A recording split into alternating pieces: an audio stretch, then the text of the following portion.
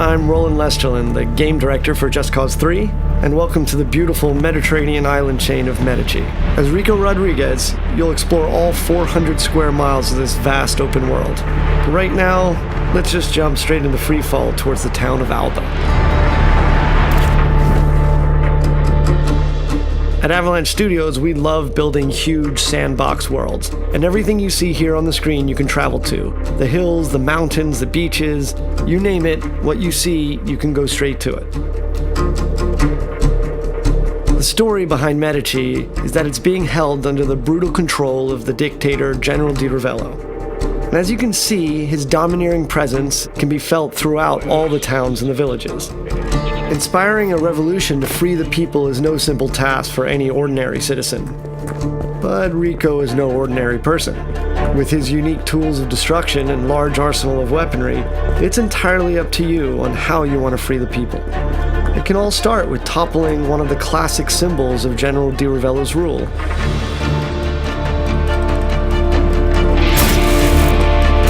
Here we'll see Rico using the physics of the world, and his new multi-tethers, to force Di Ravello's statue into inflicting damage upon itself.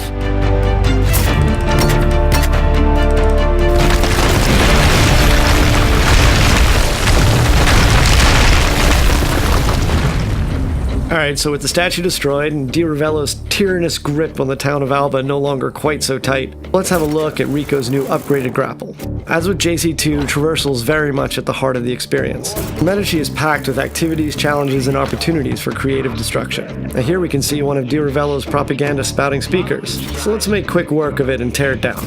Using his tethers, Rico is able to rip chaos objects like this from their supports. And as you destroy these pieces of propaganda, you further weaken Di Ravello's influence over the area. Gas stations were so much fun in JC2, we decided that we wanted to take them out of the core chaos progression system and just allow players to destroy them as many times as they want. And our physics play to our favor as a chain reaction kicks off and the whole place goes up.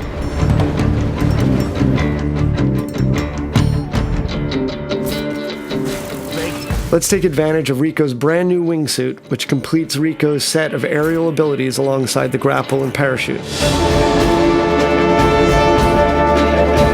As you can see here, the sense of speed with the wingsuit deployed is unparalleled, and with the right terrain we can cover huge distances very quickly. Just as with the parachute, Rico can use his grapple to pull himself along, thus giving him an additional speed boost, and have tons of fun doing it.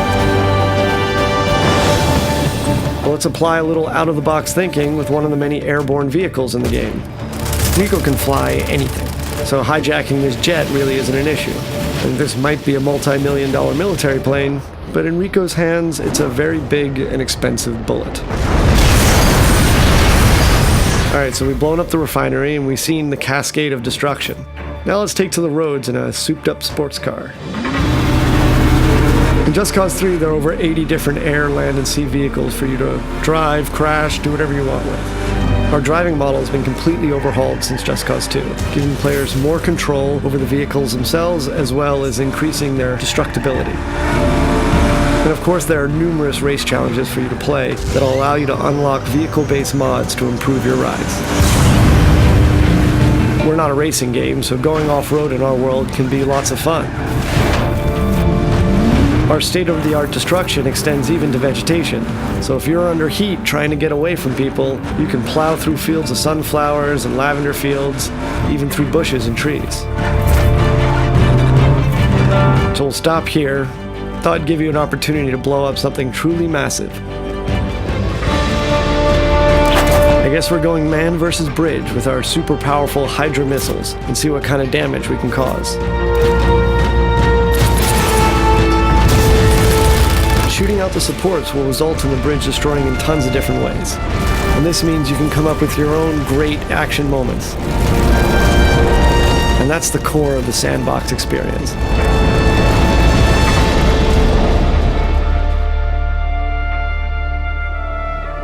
With the bridge out of commission, Rico can focus on the next objective. And to make that a little easier, we've instituted a new Rebel Drop system.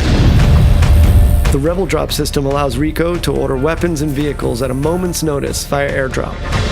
This beautiful and peaceful flight offers us another opportunity to show off a new feature, and that's our new stunting system. So we moved away from the specific authored points on vehicles from JC2 and allowed the player total freedom on top. So if you jump out onto the plane, you can actually walk around the plane wings themselves. And of course, the plane itself can be used as a means of destruction. Maybe we should get off the plane first. Let's swap out wings for wheels and take a motorbike for the remainder of our journey. And while it's nice to weave along Medici's roads with the wind in our face, it is inevitable that Di Ravello's men will catch up. We can do combat directly from the bike, and eventually defeating Di Ravello's military. And here we are at another of the General's huge military facilities.